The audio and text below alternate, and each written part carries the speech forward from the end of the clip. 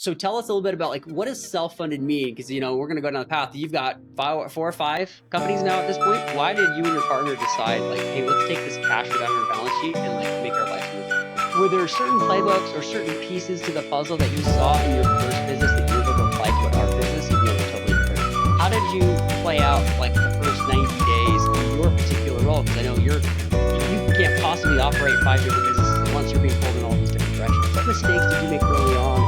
Say, hey, this is what I would have done differently. All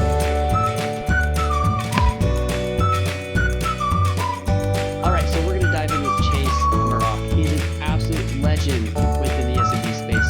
He also is one of the most genuine people I know, and he's the founder of Decata Group. You don't know who they are, you haven't been in the space long enough, but they're well known all across the nation. But they're based here in Salt Lake City, along with me. It's a self-funded holding company. They've got a suit company, or like a suit shop. They've got an art school, construction company, and lots more. Okay, a few things that we're going to dive into is how to build a holding company in a long-term business and owning long-term businesses on their own terms.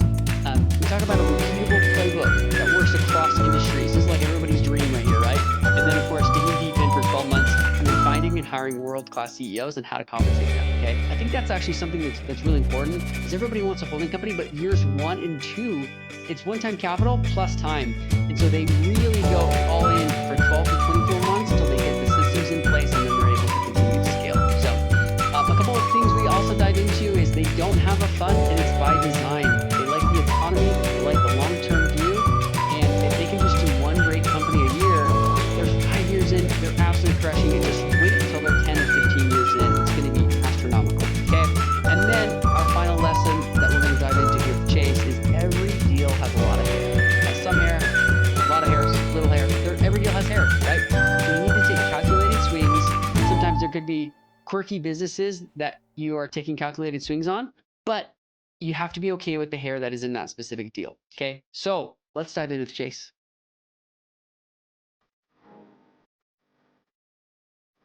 All right, Chase, we're live. Welcome to the show. Thank you. Thanks for having me. Today's show, by the way, is powered by Dayquil and Mucinex, as we were talking about before. We appreciate to fight through this. Yeah, I feel good, but I don't sound good. So we'll see how this is. You actually sound pretty good. You always sound good, and you always look great, Chase. You got a man of style.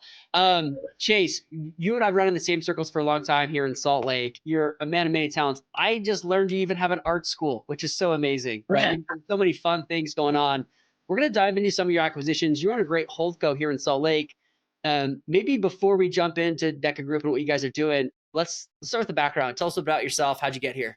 Yeah, I mean, in short, I spent the first 10, 15 years of my career pursuing venture-backed moonshot ideas. Back when it's still cool to build a technology company. I mean, that's what a lot of entrepreneurs want to do. They want to be on the magazine of Fortune and they want to build the next Twitter, right? And that was me. I was very interested in big markets, big ideas, and technology. And so I spent the first 10 years pursuing a bunch of different startups. And what's interesting about the 0 to 1 space is your odds of success are so much lower just by default. You're looking to go find product market fit. You're trying to go find this product or this solution to this large problem, sell into it, build a company, raise capital on it. And so had a couple of companies that raised money on, scaled out, had a couple companies that I loved and thought should have worked and didn't work, and was kind of in the middle of what felt like the middle of my career, like kind of starting to get a little bit more of a seasoned perspective, raising capital, starting ideas, when my best friend and I, we were on a hike down in Capitol Reef National Park here in Utah. Oh, it's one of my favorite parks. I'm going to interrupt you there. It's off the beaten path. It's hard to get to. It is. Hopefully you can edit this out, because the reason it's so good is because most people think you have to go to Zion or something or knows about it. Yeah. and actually some of the best hidden gems of Utah are in Capitol Reef. And yeah, so the best part is that it's off the beaten path, like you said. We were down there hiking these kind of grinder days, just like 12, 13, 14, 15-mile days for a while. And I was in between projects, he was in between projects, and we were kind of talking about what's next. And at the time, I was really keen on trying to solve for this problem that I had in my career, which was I felt like my best ideas needed longer runway to go incubate, find product market fit, iterate on the product before going out and raising capital and seeing dilution. And I wanted to figure out, like, is there a way that in the absence of being independently wealthy and having a rich uncle, is there a way where we can start a small business, a lifestyle business that brings in a small amount of passive income so that not that that could be the main thing, but that could be intentionally the sideshow so that we have this source of income so we could incubate these moonshot ideas for a longer period of time before we had to go raise capital on them. And it was coming off of a startup where it was a company I loved and a company I thought deserved to be this great $1 billion success that we ended up having to shut down because like we just weren't solving as acute a problem as I think we could have been. And so Adam and I, we had this idea to just start a small lifestyle business in downtown Salt Lake City. And that was 10 years ago. So we started Taylor Cooperative. That's our first operating company in our portfolio. And it's a luxury retailer. It's a custom suit shop in downtown Salt Lake City, and we started it with this really naive intention of having a general manager out of the gates, never really making it our primary focus, and trying to keep it profitable and passive from day one. And we were wrong in a couple of those areas. But for example, like it took off really quickly. We were doing $1 million a year top line in 18 months, and we fell in love with the process of building a small, tactile, physical business, which was so different from the tech companies that I'd been building previously. Finally, we found ourselves kind of in the game of small business, in the game of like physical, profitable, tangible companies versus these like large, big ideas where you're trying to go solve this multi-billion-dollar industry problem and raise a bunch of capital. So it was a big shift in my career, and it wasn't intentional originally, but that's kind of the very genesis of what ultimately became Decata Group. I love that, and I love the shift that you made, and you can say it's like, you get a quarter life crisis, midlife crisis, like, you kinda have these career shifts, and one day you wake up and you're like, "Hey, this isn't really the direction I wanna go." And I actually found something on your LinkedIn, I love the quote, it says, like, "You were once hell-bent on high growth and flashy exits. Yeah. You've since pivoted to a more community-centered, deliberate approach to company building." And that's, like, Decada Group's, like, to the T, right? That suit business, it makes sense because, like, your custom suit shop, you got fashion, you always look good. So tell us a little bit about, like, what does self-funded mean? Because, we're gonna go down the path. You've got 4 or 5 companies now at this point? 5, Yeah, 6 5 companies? operating companies. Yep. 5 operating companies. What does it mean to be self-funded? Yeah, I mean, the way we built our today holding company was very unintentional. We started Taylor Cooperative with the intention of it being a standalone operating company, and the way the story kind of unfolded is we were about to open our second location in 2019 2020, and we had this profitable, just beautiful single location business here in Salt Lake. Every year was getting easier. We had a better team. We had a better product. Our NPS scores were through the roof. And we felt like we had this recipe on how to like build a really exceptional luxury custom suit shop. And it was working here in Salt Lake City. And right as March 2020 was approaching, we were coming really close on signing a lease agreement to go open up our second location in Phoenix. And of course, COVID hits and we pull back on that. And we had the opportunity, we were presented with an acquisition opportunity to go acquire an art school. And initially, it felt very out of left field. It felt like something that was a departure from what we knew and what was working. But Adam and I, we were intrigued by this opportunity to go see if our playbook that we had executed to build Taylor Cooperative could be played out and work in a very different industry. Very different industry, but on one hand, it was a more affluent client base, consumer brand. There were some elements of it that felt similar to what we had built in Taylor Cooperative, and it was a teeny business. It felt at the time like we were buying a profitable, established company, and looking back, it was like we bought a turnaround that was practically a startup. But Break even, yeah. but the way we underwrote it is we loved the real estate and we figured like if all else fails, like we like the real estate. And we ended up buying both the real estate and the business in 2021. And the playbook did work. We 4 or 5x that company in the first year. We 4 or 5x it again in the second year. And today it's a thriving art school in South Salt Lake. We teach something like 200 classes a month across oils and acrylics and watercolors and ceramics, from kind of date night, paint night, introductory courses to really advanced workshops that people pay hundreds of dollars to come and attend over the course of a weekend. It's a thriving little art school. And we funded that acquisition 100% off the balance sheet of Taylor Cooperative. We kind of took that capital that we had set aside to go and open a second location, and we allocated it toward the acquisition. And then, fast Real forward. quick on that note right there, Yeah, yeah, Chase, yeah. you're using the balance sheet, and when you get in these small businesses, it's basically like, do I go on this sick vacation to the Mediterranean, or do I buy a new boat, or do I go buy another business and make my life more complicated? Why did you and your partner decide, like, hey, let's take this cash we got on our balance sheet and like make our lives more difficult? Yeah, it's a great question. I think like sometimes Adam and I joke we're like long sighted to a fault, where it's like at what point do we get to cash in and reap some of the rewards of all this stuff we built? Because it does feel like we have, the downside to being self funded is you are constantly reallocating and reinvesting capital back into the machine. And we did have a conversation once at one point with Taylor Cooperative where it was like we kind of felt like we could just keep it a cozy little business and sweep cash and go buy a cabin. But what's interesting about a small company is it's so volatile. You never, it's very rare that you feel like you have this cash annuity where it's like, let's just coast and, we can siphon off several 100,000 a year in perpetuity. It kind of feels like you're always one sneeze away from like catastrophe. Even if you're not, it feels that way. And so, like, a part of us was like, well, we've got a good thing now, but it doesn't feel like a permanent, multi-decade durable company. And so we either need to continue investing in that company to grow it to stability, or we need to go diversify. And I think a part of our like we get bored easily and we get excited by new industries and we love learning new businesses. And so a part of us was really excited to go try our hand at fine art, something that, Adam and I would never describe ourselves as artists.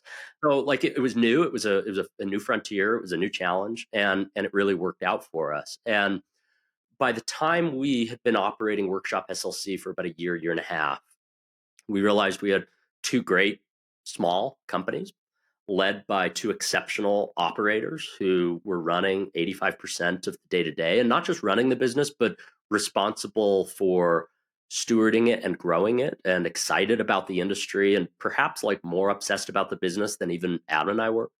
And we realized like there's a chance we could keep this thing going. Like what does it look like if we keep diversifying? And this is the part of our journey where I say we got cocky and we were humbled by acquiring a construction company. And so our third acquisition, we went from bespoke suiting to fine art to general contractor. And it was return on brain damage was low, but we acquired a general contractor called Built by Design. And the thinking was with all the growth we're experiencing in Utah, um, essentially, like if you can run a decently organized, disciplined general contractor, there's constant demand. And we also saw that as a foray into the trades. And we were interested in getting away from fun, eclectic businesses that also felt like they weren't the most recession proof, and we were really attracted by this idea of getting into the trades, plumbing, electrical, HVAC. And we felt like if we can acquire a general contractor that works with 40 subcontractors at any given point in time, that could serve as a platform to go and kind of pivot into some of those industries. Well, that is one of those things that every entrepreneur or every just business owner, they're thinking, well, hey, I did this with art, I did this with suits. Why can't I do this with houses? Right? Like it's easy as that, right? I got this golden touch. Before we dive into the construction company, what playbook did you take from your first business and apply? Like, you had this tailoring, probably a very hands-on custom experience. And then now you're doing 200 art classes a month. Like, were there certain playbooks or certain pieces to the puzzle that you saw in your first business that you're able to apply to an art business, even though it's totally different? Yeah. I think one thing I've been surprised by across like five very different industries and five very different businesses is how much overlap there really is in successfully running a business. And I think from our first business to our second business, the primary aspect of the playbook that we applied was driving sustainable and repeatable growth. And really like it really polished and sharpened our growth playbook and truly understanding unit economics of like how you can acquire customers on a repeatable monthly basis profitably, get out in front of those customers, bring them, and like every business has an acquisition funnel, and it can either be like sales led or marketing led or a little bit of both.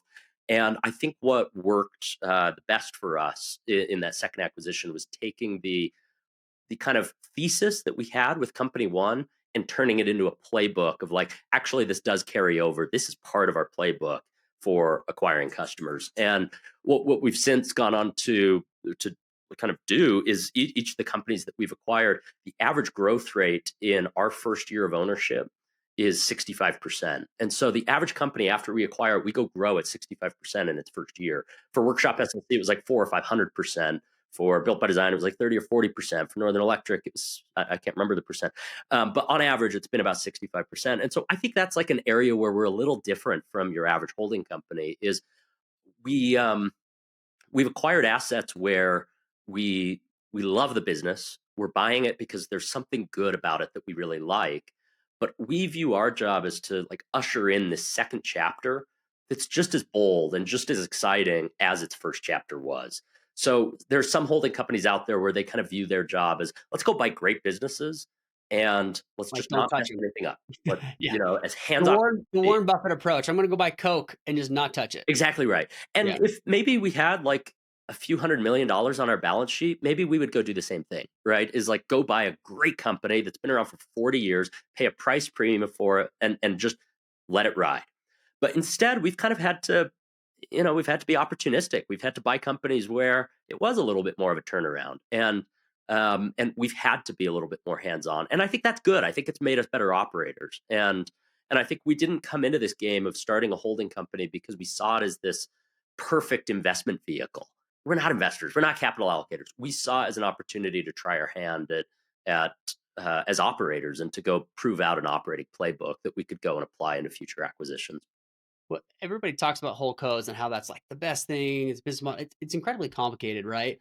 Maybe for these first two acquisitions, can you tell us a little bit about your role? You got five acquisitions in five different industries right now. Your role when you on day one through day 90, how do you take over the art school? Are you hands-on? You're the general manager until you find the right person. Were you trying to bring someone on even before you bought the business so you had that covered?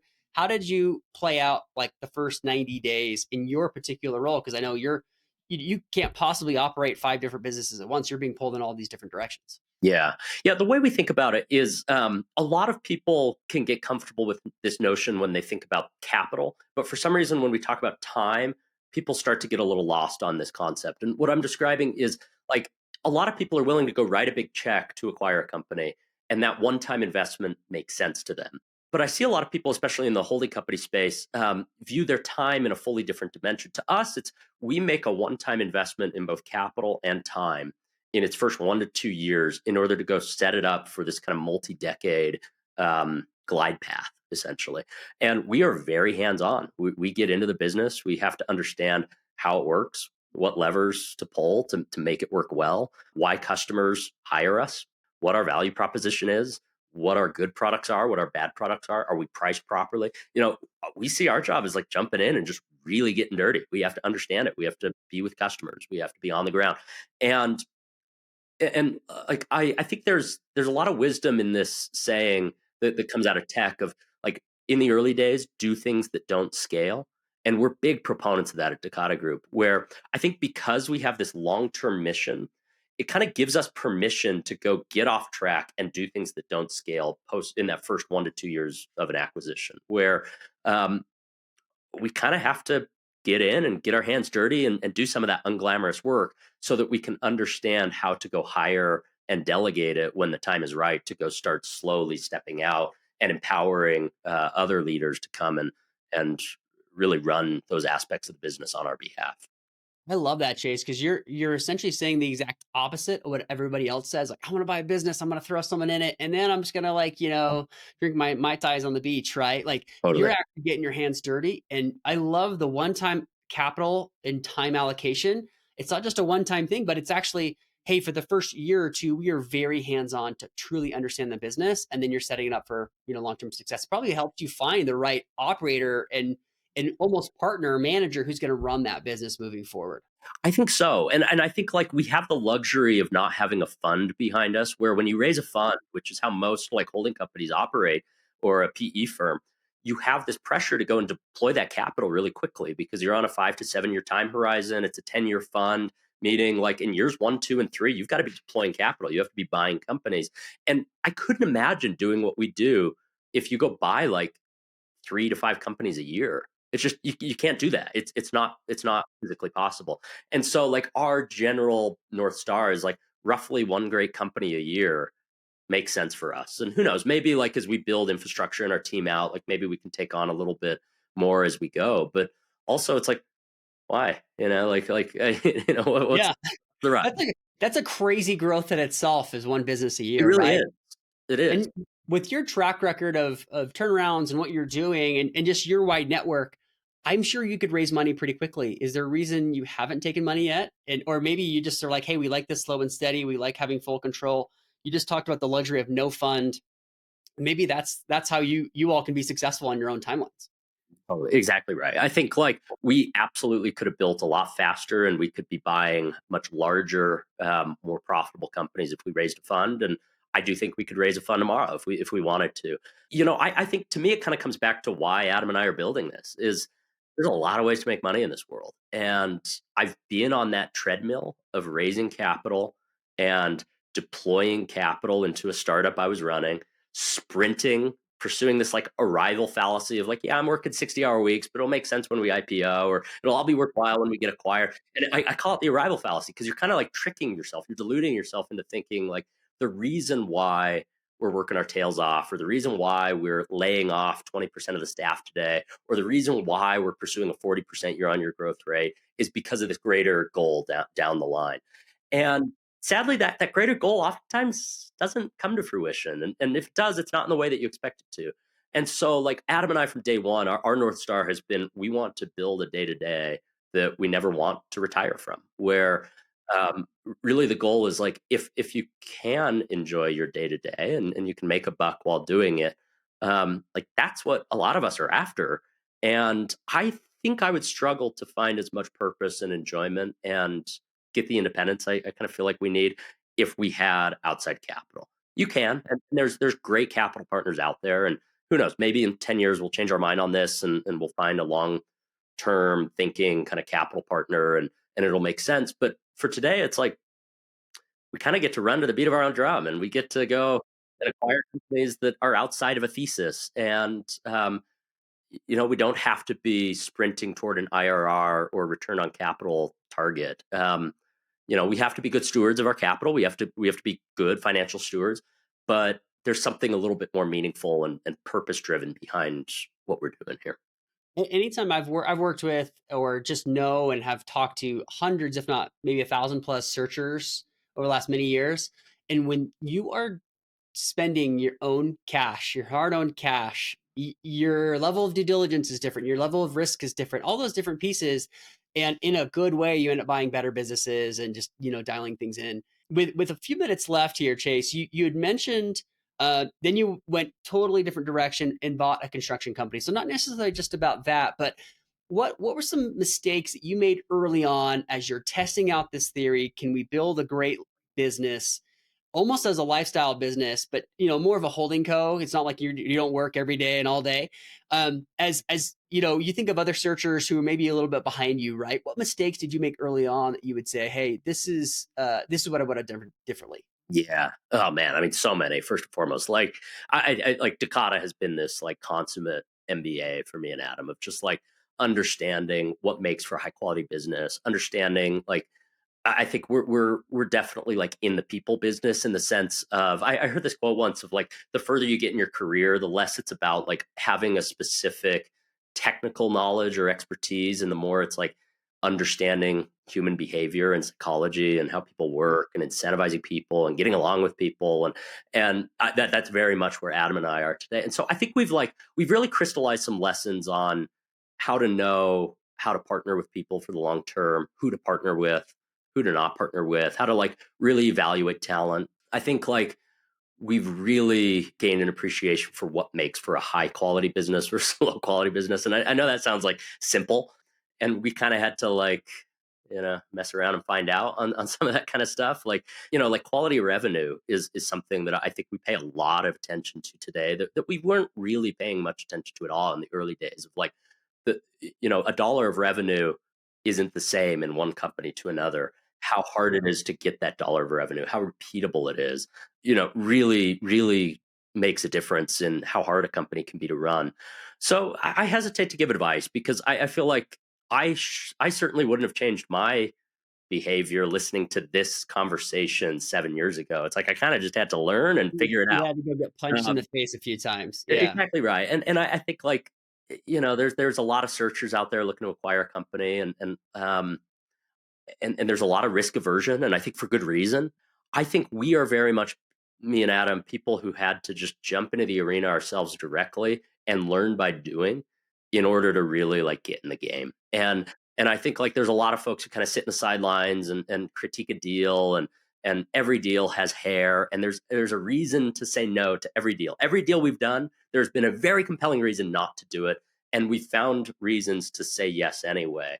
And I think that's a really important skill to hone as an operator and an entrepreneur is this kind of belief in yourself, and this willingness to take on calculated risk and uh, pursue an acquisition or pursue an idea, because if you're not careful, you could sit on the sidelines for 10 years and never really get in the game yourself. And so like I think we're a little bit more on the extreme side. I don't think you need to jump in and go buy 5 businesses in 5 years and mess around and find out in the way that we did. But I think there is in that spectrum of being highly cautious, highly calculated, and only doing good deals, and on the spectrum of only doing bad deals and doing every deal you look at, there's a gradient there. And I think ensuring you're in the right place of that gradient, I think is an important self-assessment for a searcher to make. Yeah, I love that. Every deal has hair. Every deal you've done had a compelling reason to not go through with it. A few months ago, a friend of mine was telling me that he hated the word searcher because that's what people do. They search. They don't ever buy. He's like, I'm a business buyer. I buy. I thought, oh, that's a very interesting term because we all call searchers. We're searching for a business. And like you said, you could search forever. Totally. Chase, we can find you on the interwebs all over the place. We got a bunch of links there in the show notes. Before we dive into those, final question: what is one of the most creative or weirdest ways you've seen someone make money? All right, so we hosted an event through Durable, our fifth operating company. We're kind of a community builder here in Utah, hosting events for owners and operators. And I ran into this guy, and I can't share his name or any details. And this probably isn't like the quirkiest business in the world, but to me, it just stood out as like, man, there's a way to make a buck doing practically anything in this world. He ran a pigeon abatement business. And so his service that he provides companies is getting pigeons to not be on the property and to not damage the property. So they have a variety of different products they can go and install on awnings and roof. They have Oh, it's like those spike things you see, right? yep, Yeah. exactly right. Okay. And that is what they do. That is their number one product. That is their focus is pigeon abatement. There is a business out there whose only job, the only reason they exist is pigeon abatement, and I found that just remarkable. It's also kind of inspiring, right? Is it's like, man, there's a you can build a business on practically any idea out there, and it doesn't need to be innovative. It doesn't need to be AI empowered. There's if there's a problem out there, there's someone willing to pay you to solve it, and it's not the biggest business. It's probably not the highest quality business either. But man, what a quirky way to make a buck in this world. That that's one of the top 10 right there for sure I've ever heard. That is fun. It's one of those things you look around and be like, yeah, someone's got to make that, and then someone's got to install it, and then someone's got to service it, and someone's got to sell the service too. So, Chase, appreciate your time today. You dropped so much knowledge bombs. That is incredible. 26 minutes we've been here. We've got show notes for LinkedIn, X. You've got a local legends newsletter. That's what your newsletter is called. I've got a link to that in the show notes. I think that's the best named newsletter of all time. Thank For you. everybody who peaked in high school.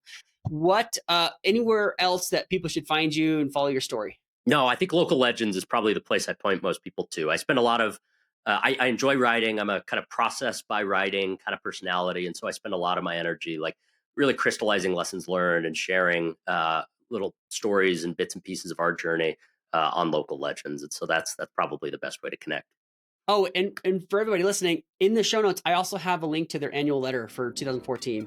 Or sorry, 2024, 2024, last year, not 10 years ago. And Fantastic. I'll link that there in the show notes. Chase, we Thank you, appreciate your time today and invite everybody to sign up for the Local Legends newsletter. Brian. Thanks for doing this podcast, man. Good chatting. Thanks. All right. Thanks for checking out the Let's Buy a Business channel. If you want to learn more, you can subscribe to our YouTube channel for the latest tips on acquiring businesses. We've also got our newsletter, which you can also subscribe to here, where you want to get the latest tips and deals that are happening right now. These are live deals. And then, of course, with the link below, you can join our course and memberships for the most serious searchers out there and you want to get serious results.